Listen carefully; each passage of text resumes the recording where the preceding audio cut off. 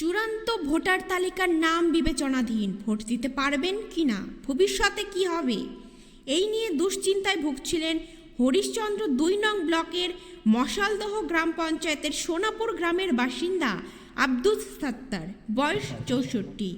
পরিবারের লোক এবং স্থানীয়দের অভিযোগ, এই দুশ্চিন্তার কারণেই তিনি গতকাল হৃদরোগে আক্রান্ত হন। প্রথমে মাশালদহ উপস্বাস্থ্য কেন্দ্রে নিয়ে যাওয়া হয়, তারপর সেখান থেকে অবস্থার অবনতি হলে চাচাল সুপার স্পেশালিটি হাসপাতালে নিয়ে যাওয়ার পথেই মৃত্যু হয়।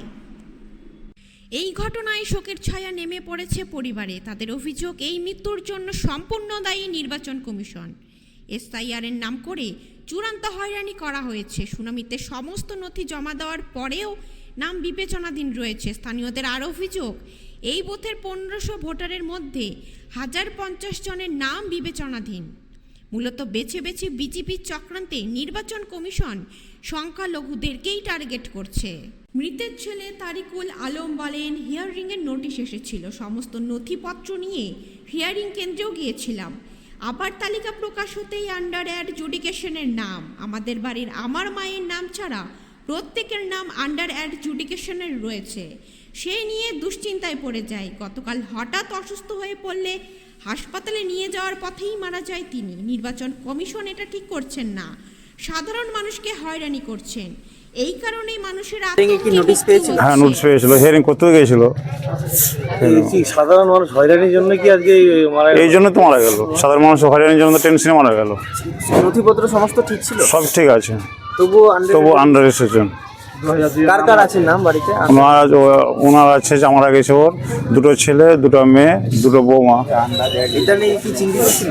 হ্যাঁ, অনেক চিন্তিত, হার্ট অ্যাটাক হয়েছে কালকে। কোথায় মারা গেছে?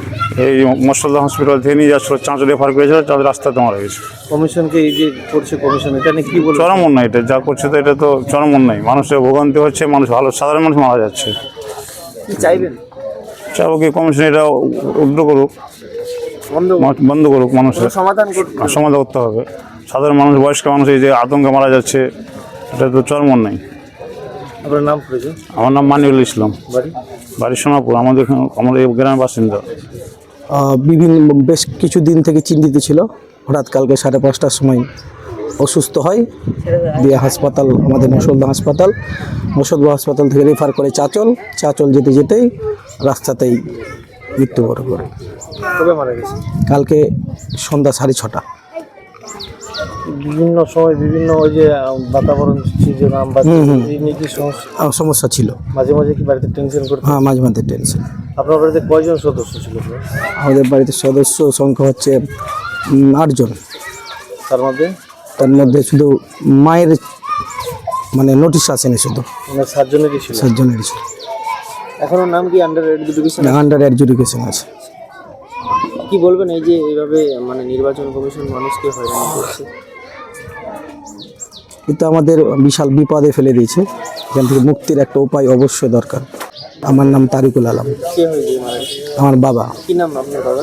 আব্দুল সাত্তার। নির্বাচন কমিশন ভোটের নামে হেনস্থা করছে। এই হেনস্থাতে আজকে প্রত্যেকটা মুসলিম এলাকায় আন্ডার অ্যাডজুডিকেশন করেছে। এতগুলো করার পরে, নাস্তা করার পরে, হিয়ারিং এই ব্লকে যাও, পঞ্চায়েতে যাও, এগুলো করার পরেও লাস্ট ওদের প্রত্যেকটা ফাইনাল ভোটার লিস্টে আন্ডার অ্যাডজুডিকেশন করেছে। তার আতঙ্কে ইনি মারা গেছেন। বিশেষ করে নির্বাচন কমিশন আমাদের মুসলিম এলাকায় আজকে এই বুথে আমাদের 1500 ভোট, তার মধ্যে 1050 হলো আন্ডার অ্যাডজুডিকেশন। আমরা কেউ 200 বছর থেকে এখানে স্থায়ী বসবাস করছি, অথচ আমাদের আন্ডার অ্যাডজুডিকেশন করেছে। এই নির্বাচন কমিশন এবং বিজেপি মিলিয়ে যে চক্রান্ত, এই চক্রান্তের শিকার হয়েছে আজকে। এটা আপনারা তো পরিষ্কার বুঝতে পারছেন।